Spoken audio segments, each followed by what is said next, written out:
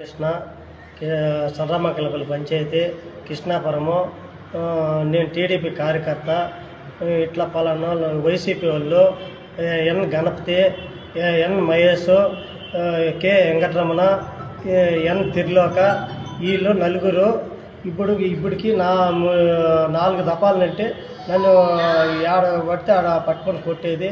నా కొడుకులు పట్టుకొని ఆడంటే ఆడ ఇది చేసేది. ఈ దాని రావద్దు, ఆ దాని రావద్దు, ఇది నాది అది నాది అనేది ఇట్లా బెదిరిస్తూ ఉన్నారు.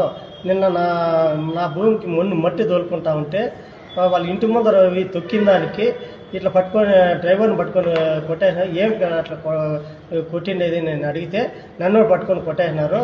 మళ్ళీ నా కోడలు వస్తే నా కోడలను పట్టుకొని కొట్టినారు. మళ్ళీ నా కొడుకు వస్తే నా కొడుకును పట్టుకొని కొట్టేసినారు.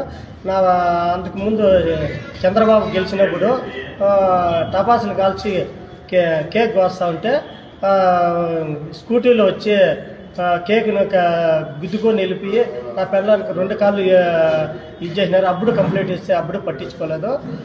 ఈ పొద్దు మన రీలోనే వచ్చి నేను కంప్లైంట్ ఇస్తే సీఏకి ఫోన్ చేసి అదే పని సీఏ పుంగనూరు పోలీస్ స్టేషన్కి సీఏకి ఫోన్ చేస్తే పంపిస్తానని చెప్పి పంపించలేదు సార్.